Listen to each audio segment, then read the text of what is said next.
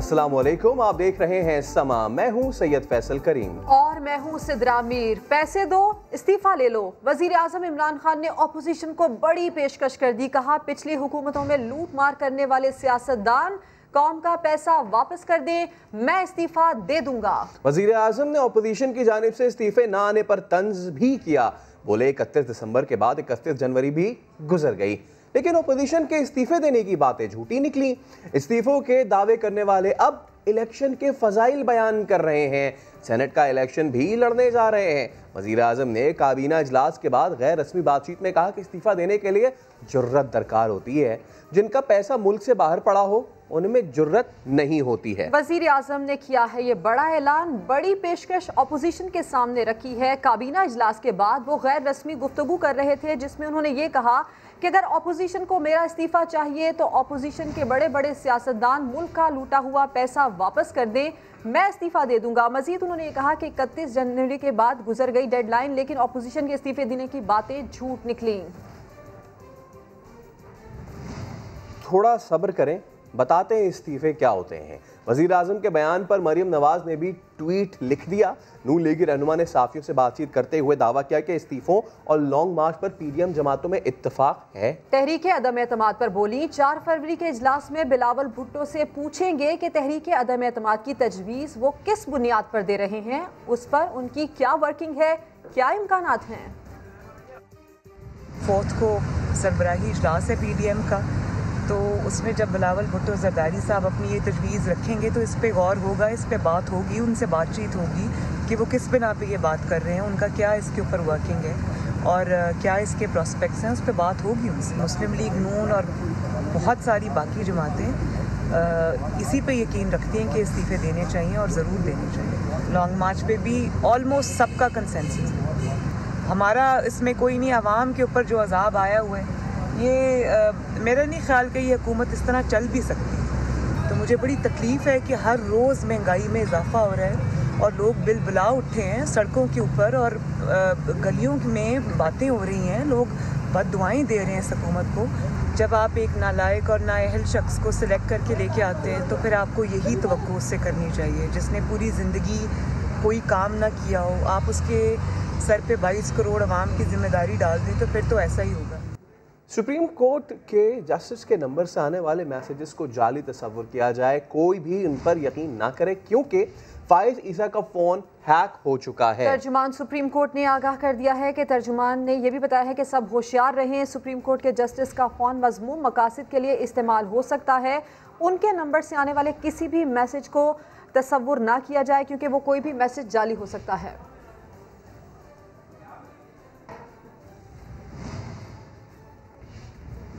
वफाक़ी मुतसिब बराए इंसदाद हरासानी कशमाला तारिक प्रेस कॉन्फ्रेंस कर रही है। थैंक यू जी, थैंक यू जी। ये तो अभी खुद हम अस्पतालों में धक्के खा रहे हैं। शुक्रिया।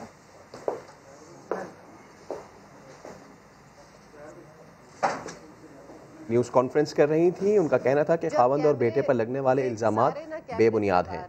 फिर मैं आपसे 2 मिनट बात करूँगी। नहीं, बाहर रख बात। नो मुनीब, कैमरे बाहर रखा।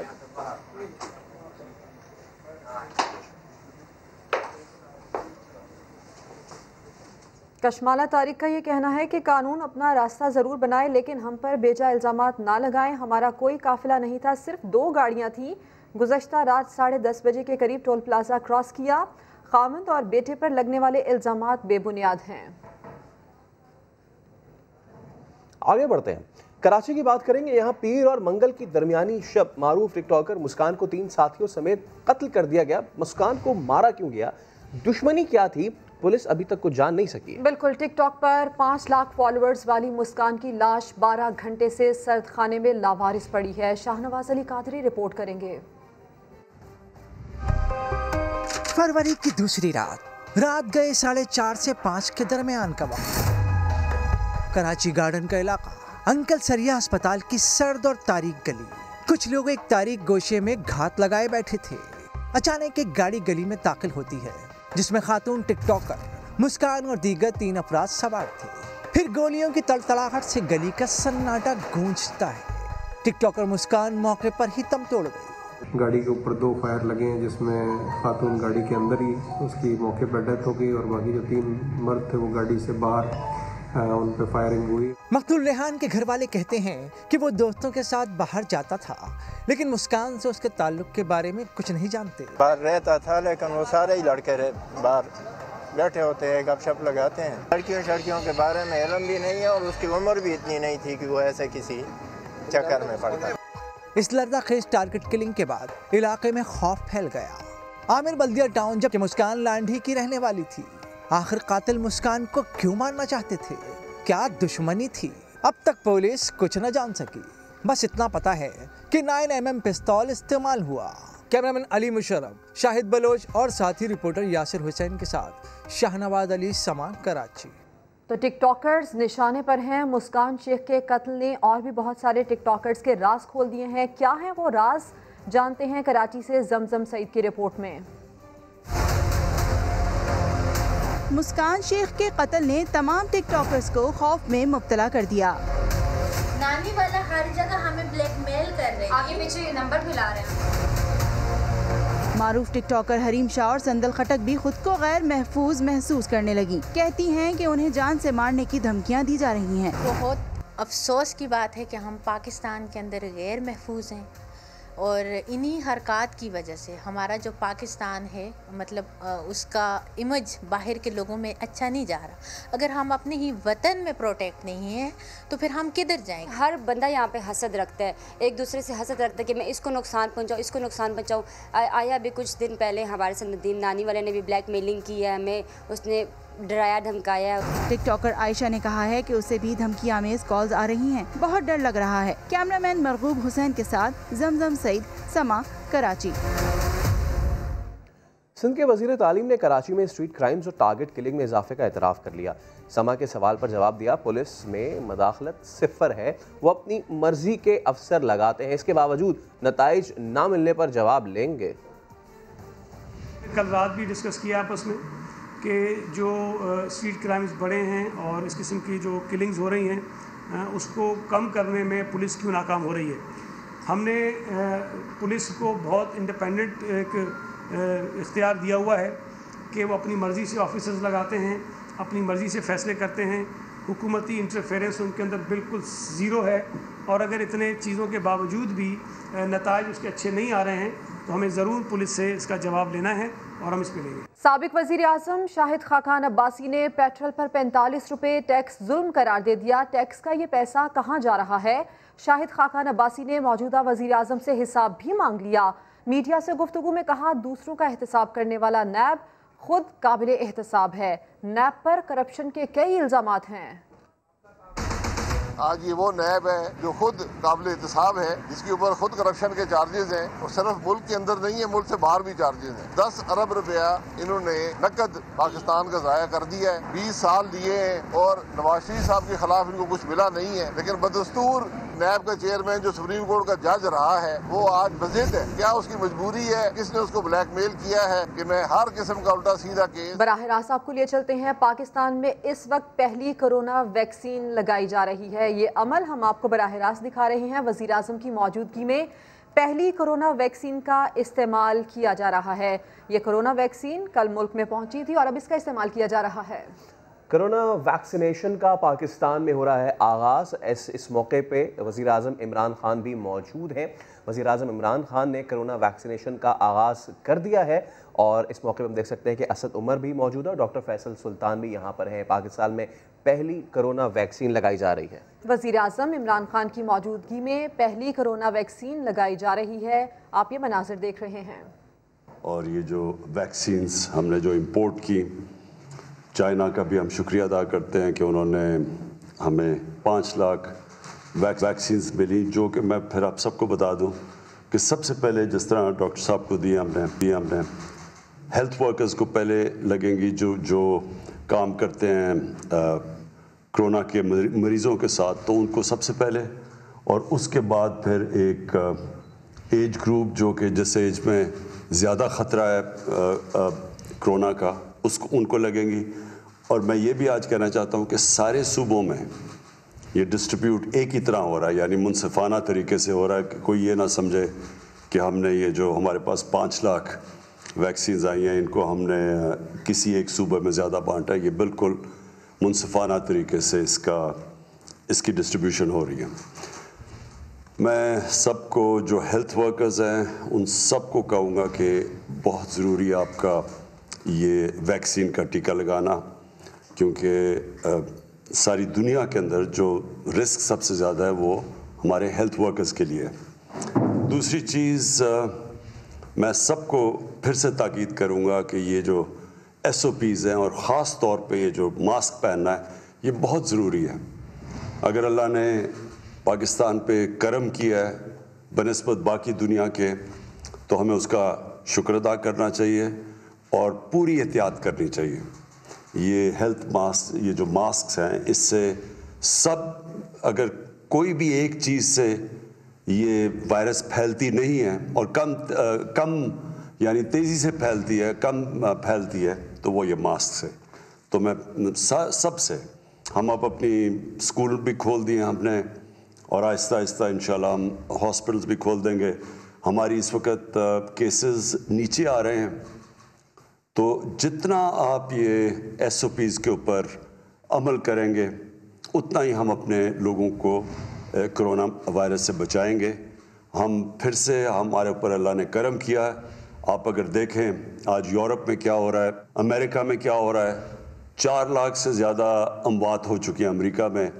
बरतानिया में 1 लाख से ज़्यादा लोग इसका शिकार हो चुके हैं कोरोना का, और वहाँ पूरा लॉकडाउन है, यानी मुकम्मल तौर पे लॉकडाउन, उन्होंने अपनी इकॉनमी बंद की हुई है। तो हम आज तकरीबन अपनी इकॉनमी, हमारी इकॉनमी भी चल रही है और हमने सिर्फ सर्विस सेक्टर के अंदर कई जगह भी हमने महदूद किया हुआ है लोगों को थोड़ी देर तक। तो अगर आप एहतियात करेंगे तो हम फिर बाकी भी सारी जगह खोल देंगे। शुक्रिया।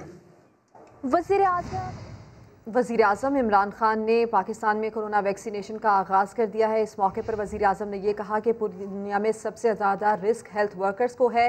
एक बार फिर वज़ीर आज़म ने अवाम से ये अपील की है कि SOP को फॉलो किया जाए, मास्क लाजिम लगाए जाएँ, और उन्होंने ये भी कहा कि वैक्सीनेशन की तकसीम तमाम सूबों में मुनसिफाना की गई है। आगे बढ़ते हैं। साबिक वज़ीर आला पंजाब की एक बार फिर करप्शन ना करने की दुहाई। एहतसाब अदालत लाहौर के जज ने रिमांड दिए कि करप्शन नहीं की तो आपको परेशान होने की जरूरत नहीं। मनी लॉन्ड्रिंग रेफरेंस में नैब के 2 गवाहों पर जरह मुकम्मल कर ली गई। रिपोर्ट करेंगे Shahid Hussain. Money laundering reference Shahbaz Sharif और हमजा शहबाज की एक और पेशी। नैब के गवाहों पर मुल्जिमान के वकला ने जरा की। गवाह बिलाल जमीन ने बताया कि उन्होंने हमजा शहबाज से मुतल्लिक FBR का रिकॉर्ड तफ्तीशी अफसर को खुद पेश किया। 2009 तक की टैक्स रिटर्न्स इनकी FBR में तैनाती से कब्ल की हैं। दूसरे गवाह मोहम्मद शरीफ पर भी वकला ने टैक्स रिकॉर्ड से मुतल्लिक मुख्तलिफ सवालात किए। समाअत के दौरान शहबाज शरीफ ने ट्रांसपेरेंसी इंटरनेशनल की रिपोर्ट का तज़किरा छेड़ दिया। जज जवादुल हसन ने कहा कि अदालत प्रेस कॉन्फ्रेंस के लिए इस्तेमाल नहीं होनी चाहिए।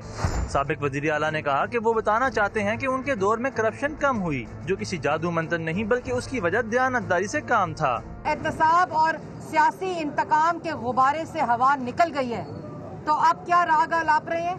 कब्जा किया हुआ है, और वो जो 50 लोगों की लिस्ट इतने बेशरम है, भाई किसी और का डाल दो जो तुम्हारे दाएं बाएं कब्जा माफिया बैठा है। बाद में अदालत ने शहादत के लिए मजीद गवाहों को 10 फरवरी के लिए तलब कर लिया। कैमरामैन नजर इकबाल के साथ शाहिद हुसैन, समान, लाहौर। खैबर पख्तूनख्वा हुकूमत के लिए बड़ा रिलीफ। सुप्रीम कोर्ट ने नैब और FIA को BRT की तहकीकात करने से रोक दिया। अदालत ने रिमार्क्स दिए कि पेशावर हाई कोर्ट ने कयास आराइयों पर मबनी फैसला दिया। आइंदा समाअत तक FIA भी तहकीकात न करे। जुल्करनैन इकबाल की रिपोर्ट। BRT पेशावर की तहकीकात अब नैब नहीं कर सकेगा। पेशावर हाई कोर्ट का हुक्म सुप्रीम कोर्ट से कल अदम करार। अदालत ने नैब से तहकीकात के हुक्म के खिलाफ खैबर पख्तूनख्वा हुकूमत की अपील मंजूर कर ली।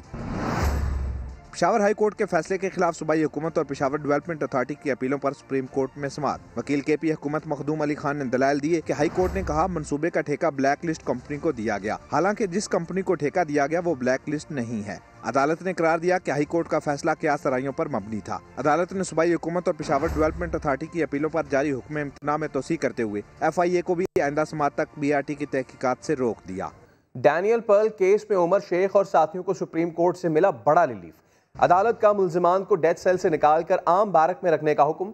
अदालत ने विफाक को सिंध हाई कोर्ट का फैसला चैलेंज करने के लिए मोहलत भी दे दी। इस्लामाबाद से जुल्करनैन इकबाल की रिपोर्ट। डैनियल पर्ल कत्ल केस के मुल्जिमान डेथ सेल से रेस्ट हाउस मुंतकिल होंगे। बड़ी अदालत ने अहम केस में बड़ा हुक्म दे दिया। करार दिया कि 2 दिन बाद मुल्जिमान को सरकारी रेस्ट हाउस में रखा जाए, जहां अहले खाना सुबह 8 से शाम 5 बजे तक साथ रह सकेंगे। केस की समाअत के दौरान अटार्नी जनरल ने मौकफ अपनाया कि उमर शेख अवाम के लिए खतरा है। ये आम मुल्जिम नहीं बल्कि दहशत गर्दों का मास्टरमाइंड है। मुल्जिमान को रिहा किया गया तो गायब हो जाएंगे। जस्टिस सजाद अली शाह ने पूछा, मुल्जिम 18 साल से जेल में है, दहशत गर्दी के इल्जाम पर क्या कार्रवाई हुई? क्या अदालत गैर कानूनी हिरासत को दुरुस्त करार दे? जस्टिस मुनीब अख्तर ने रिमार्क्स दिए, अफवाज की कुर्बानियों से इनकार नहीं, लेकिन हम आइन के पाबंद हैं। जस्टिस उमर अता बदियाल बोले, क्या मुल्जिमान को गायब होने से बचाने के लिए जेल में रखना लाजमी है? अदालत ने मुल्जिमान को डेथ सेल से फौरी निकालने और 2 दिन तक रेस्ट हाउस का बंदोबस्त करके सिक्योरिटी इकदाम की हिदायत कर दी। करार दिया कि जेरे हिरासत अफराद मोबाइल फोन और इंटरनेट इस्तेमाल नहीं कर सकेंगे। अदालत ने अटॉर्नी जनरल की सिंध हाई कोर्ट का फैसला चैलेंज करने के लिए मोहलत देने की इस्तदा भी मंजूर कर ली। लापता अफराद को बाजियाब न करवाने पर सिंध हाई कोर्ट एक बार फिर सख्त बरहम नाकिस तफ्तीश पर IG सिंध समेत विफाकी सेक्रेटरी दाखिला को भी जाती हैसियत में तलब कर लिया। शौहर की तलाश में एक खातून अदालत में दुहाइयां देती रही। इरफानुल हक की रिपोर्ट देखिए। इसको 6 साल से लापता, हम 6 साल से मुसलसल यहाँ चक्कर काट रहे, लेकिन हमारी कोई सुनवाई नहीं हो रही। मेरा शौहर, मेरा बेटा, मेरा बाप कहाँ है? मर गया है तो बता दो। सिंध हाई कोर्ट में लापता शहरियों के घर वालों की आहोबका ने हर आंख अश्कबार कर दी। लोग हमसे सवाल उठा रहे कि हम आगे का सोच रहे, लेकिन हमें तो यही नहीं पता कि हम सुहागन है या बेवाई, क्या है, ये बच्चों का बाप है या नहीं है। जस्टिस नेमतुल्लाह ने वफाकी सेक्रेटरी दाखिला को जाती हैसियत में तलब कर लिया। रिमार्क्स दिए कि सेक्रेटरी दाखिला को बता दो, अदालत में पेश ना हुआ तो उसे सेंट्रल जेल में डाल देंगे। अदालत ने पुलिस की नाकिस तफ्तीश पर भी बरहमी जाहिर की और आइंदा समाअत पर IG सिंध मुश्ताक महर को पेश होने की हिदायत की, जबकि 22 फरवरी को विफाकी और सूबाई हुकूमतों से रिपोर्टें तलब कर ली। इस्लामाबाद लिए चलेंगे। वज़ीर इत्तलात शिबली फराज प्रेस कॉन्फ्रेंस कर रहे हैं। एक ऐसा माहौल क्रिएट करते हैं जो कि बिल्कुल काबिले कबूल नहीं है। दूसरी बात जो हुई वही जाहिर है कि कब्ज़ा माफिया के खिलाफ जो मुहिम जारी है, उसमें जाहिर है कि जो सरकारी लैंड्स है उसमें हमने ये देखा है कि जो रेलवे की ख़ास तौर पे जो ज़मीनें होती हैं, तो वो एक आसान सा एक तरीक़ाकार है जिसमें कि लोग काबिज हो जाते हैं और वहाँ पे मुख्तलिफ़ किस्म की एक्टिविटीज़ भी शुरू कर देते हैं। और हमने माजी में भी देखा है कि रेलवे की जो ज़मीन है उसको वागुजार कराने के लिए हम आज़म स्वाति साहब जो कि रेलवे मिनिस्टर हैं, वो ऑलरेडी काम कर भी रहे हैं, लेकिन उनको मज़ीद ये तलकीन कराई गई कि इसको बड़ी सख्ती से लेना है और ये जो हुकूमती जो लैंड है, हुकूमत का जो असासे हैं, उनकी प्रोटेक्शन हमारा आईनी और इखलाकी और जमहूरी हमारा फ़र्ज़ बनता है। तो माजी में हमने देखा है कि कोई भी किसी का ज़मीन जो ज़रा कमज़ोर हो उस पर उसकी ज़मीन पे कब्ज़ा करके और फिर मुख्तलिफ़ नामों पे बेच कर और फिर असल मालिक आप ही होते हैं। तो इस किस्म का जो एक जो कानून की रूल ऑफ लॉ, कानून की हाकमियत है, इसको बड़ा धचका मिलता है और आवाम में एक सेंस ऑफ इनसिक्योरिटी भी पैदा होता है कि उनकी जो ज़मीनें हैं, ख़ास तौर पे वो लोग जो कि मुल्क से बाहर हैं लेकिन उनकी ज़मीनें यहाँ पर हैं, तो कितने वाक़यात हमने सुने हैं कि जिससे कि लोगों की ज़मीनें कब्ज़ा कर ली गई हैं और जब वो वापस आते हैं तो उनको कई किस्म की तकलीफ़ें होती हैं। तो इस सिलसिले में हमने बहुत ही स्ट्रिक्ट मेजर्स करने हैं और ऐसे इक़दाम करने हैं जिससे कि लोग अपनी ज़मीनों के बारे में फ़िक्रमंद ना हो और कोई भी ऐसी गैर कानूनी कब्ज़ा। बाकी वज़ीर इत्तलात शिबली फराज मीडिया ब्रीफिंग दे रहे हैं सकेगी। और दूसरा ये है कि उनकी जो इकोनॉमिक एक्टिविटी है उस पूरे सेक्टर की, बिकॉज कंस्ट्रक्शन इंडस्ट्री आपको पता है कि 30-40 इंडस्ट्रीज़ को साथ में लेके चलती है, तो किसी भी इकोनॉमी को चलाना हो आपने तो उसमें हाउसिंग बहुत एक अहम उसका किरदार होता है। तो ये लिस्ट तो बड़ी लंबी है। मैं ये कहूँगा कि इस नया पाकिस्तान के अंडर तो 2 शहर नए बन रहे हैं। एक आपको पता है बंडल आइलैंड और एक है रावी अर्बन डेवलपमेंट रूडा के अंडर जो बन रही है। बाकी जो उस पर जो मिनिस्ट्री ऑफ हाउसिंग है वो जो प्रोजेक्ट्स कर रही है उसकी मैं आपको क्विकली बता दे दूंगा। ये वो प्रोजेक्ट्स थे जो कि लटके हुए थे कई साल से। इसकी ये पूरी लिस्ट है। ये 11 प्रोजेक्ट्स थे जो कि 35,725 यूनिट्स बना रहे हैं और इस पे 140 अरब रुपए खर्च होंगे। ये इसको दोबारा एक्टिवेट कर दिया गया है। फिर ऐसे प्रोजेक्ट थे जो कि ऑन गोइंग थे, जो कि चल रहे थे, जो 6 प्रोजेक्ट्स हैं। इनकी तफसीलात भी इधर हैं। वो 21,377 यूनिट्स बना रहे हैं जिसपे कि लागत 210 अरब रुपए के उस पर खर्चा आएगा या आ रहा है। फिर वो प्रोजेक्ट्स जो कि जून तक मुकम्मल हो जाएंगे, वो 14 प्रोजेक्ट्स हैं। वो है 54,061 यूनिट्स हैं जिसपे कि 272 अरब रुपए का शिबली फराज प्रेस कॉन्फ्रेंस कर रहे हैं। अल्लामा मोहम्मद इकबाल के नए नक्श बनाने की कोशिश में न जाने किसका मुजस्मा बना डाला अजीबोगरीब मुजस्मा कई माह तक लाहौर में लगा रहा। इंतजामिया को नजर न आया। जब सोशल मीडिया पर तनकीद हुई तो अफसरान मलबा मालियों पर डालने लगे। नाकिस प्लानिंग, गैर मेयारी काम और अजीबो गरीब तख्लीक। गुलशन इकबाल पार्क में मुफक्किर पाकिस्तान का ये बदनुमा मुजस्समा कोई 1 या 2 रोज नहीं, पूरे 8 माह तक लगा रहा। लोग बदमजा होते रहे, मजाक उड़ाते रहे, मगर जिम्मेदारों के कानों पर जूं तक न रेंगी। देख के तो मुझे वैसे बड़ी हैरत हुई है कि इस किस्म का इकबाल का जो है मुजस्समा बनाना मेरा है इकबाल की रूह के साथ तो तड़पाने वाली बात है, पूरी कौम के साथ ही जाती है। ये तो एक भयानक किस्म का मजाक लग रहा है अल्लामा इकबाल के साथ। इसे जल्द इधर से रिमूव किया जाना चाहिए। सोशल मीडिया पर तूफान उठा तो PHA को अपनी जिम्मेदारी का ख्याल आ गया। ये मेरे इल्म में नहीं, हमें पता चला कि इसकी कंप्लेंट आ रही है, इसकी नाम भी इसकी लुक या उसका स्टैचू इतना ठीक नहीं है तो उसको हम ठीक कर रहे हैं।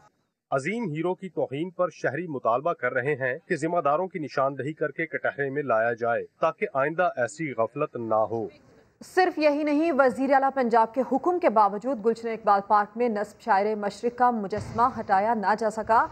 अफसरान सारा मलबा मालियों पर डालते रहे जबकि मालियों ने असल हकीकत वाजे कर दी। कहते हैं अफसरान हमें तस्वीर दिखाते थे और हम मुजस्मा बनाते थे। अफसरान की मर्जी के बगैर तो हम एक ईंट भी नहीं लगा सकते। मैंने बनाया, लेकिन ये सब ऑफिसरों की रहनुमाई में हमारे जो डायरेक्टर थे गुलाम सुल्तान साहब, ये उन्होंने हमें बुला के हम एक माली हैं, हम अपने कहने पे तो यहाँ एक ईंट नहीं लगा सकते क्योंकि मैं एक बतौर माली हूँ, ठीक है। वो हमारे डायरेक्टर थे, ऊपर से ऑफिसर, जो हमें ऑफिसर का आर्डर आना है हमने वो मानना है। हमारी क्या मजाल है, जरूरत है हम ऑफिसर का नाम माने, क्योंकि हमने तो कभी मुजस्मा बनाया ही नहीं। ये हमारे गुलाम सुल्तान साहब थे, उनके पास एक पिक्चर थी, वो पिक्चर के हिसाब से खुद ही हमें वो लाइनिंग करके निशान देते रहे, हम कटाई करके बनाते रहे हैं, ठीक है। उस वक्त जब सारा क्लियर किया बनाया, ऑफिसर आए हैं, ऑफिसरों ने आके बहुत तारीफ़ की हमें, यहाँ तक कि एक जब शाबाश इससे बड़ा अवार्ड कोई नहीं, वो सामने जो कछुआ बना जानवरों के लिए वो भी हमने बनाया। फिर वो गेट के सामने एक तितली आबशार फुहारा बना, वो भी हमने बनाया था। हमने कभी नहीं ये काम किया, लेकिन ऊपर खड़े होकर वो हमें बताते रहे हैं, हम करते रहे हैं और हम कामयाब हुए हैं। अल्लामा मोहम्मद इकबाल के मुजस्मे पर शहरी शिकवा कर रहे हैं। इनका कहना है कि अगर इकबाल जिंदा होते तो अपना मुजस्मा देखकर एक और शिकवा लिख डालते। ये इकबाल का मुजस्समा है या कौम से मजाक? मलिका ने सवाल पूछ लिया।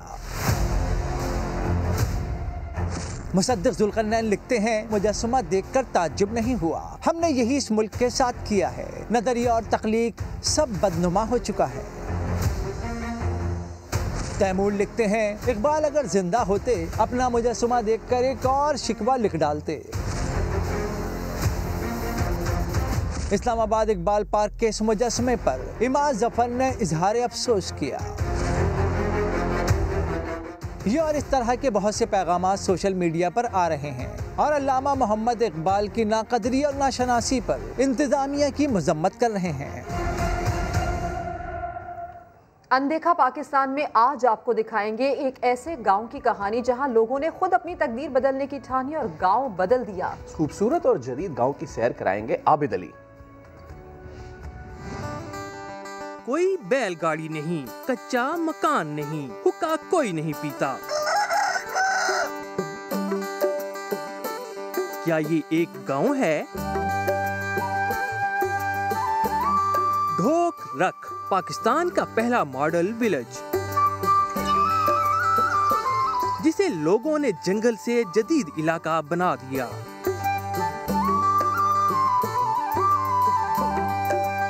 एक्चुअली रख जो कहते हैं ये घने जंगलों और दरख्तों को कहते हैं। जहाँ तक मैंने अपने बुजुर्गों से सुना था, उन्होंने ये कहते हैं कि जब यहाँ पहला घर अब बना तो इसके चारों तरफ दरख्त इतने ज़्यादा थे कि ऊपर से नीचे से ज़मीन पे ना सूरज की रोशनी नहीं पड़ती थी। जब आप आए हैं या उधर से अगर हमारे गांव में इंटर हों तो यूँ लगता है कि किसी जंगल में इंटर हो गए हैं, और एकदम आगे फिर आपको घर नज़र आते हैं।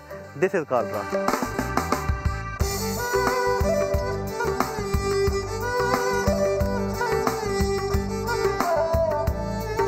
ढोक रख किसी शहरी इलाके से कम नहीं। हर घर की दीवार पर खूबसूरत फन पारे, जिस पर पुराने गांव की मंजर कशी की गई।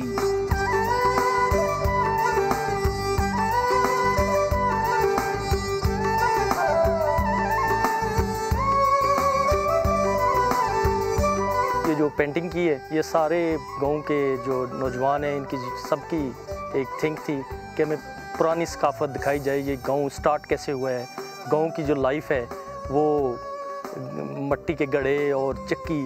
लोग साल भर की प्लानिंग के लिए रकम का तायुन खुद करते।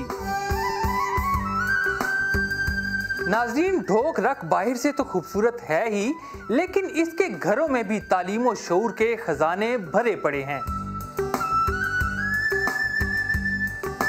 हर घर में एक उस्ताद, डॉक्टर या इंजीनियर मौजूद। यहाँ तालीम की शरह 100% है। तमाम औरतें भी इनके जेवर से माला माल हैं। बेसिकली जो एक किरदार है ना इस्लामी हवाले से भी, कि एक बाप अगर पढ़ा हो तो वो खुद पढ़ा होता है, और एक अगर माँ पढ़ी हो तो पूरा घर पढ़ जाता है। यहाँ माशाल्लाह माएँ पढ़ी हुई हैं। गाँव की तमाम गलियाँ पक्की हैं। बेहतरीन अंडरग्राउंड सीवरेज निजाम बनाया गया। शहर से मिलाने के लिए सड़क भी अपने पैसों से बनाई गई। अगर हम छोटी छोटी बातों के ऊपर हुकूमत वक्त की तरफ देखना शुरू कर दें कि वो आएंगे तो काम करेंगे, तो फिर मेरे ख्याल में हम जहां आज हैं इससे भी 100 साल पीछे चले जाएंगे। इसकी आबादी 250 से तकरीबन 300 के करीब पहुंच चुकी है। सिर्फ 5 साल में ये गांव अपनी किस्मत बदल चुका। गांव की तरक्की का सफर अभी जारी है।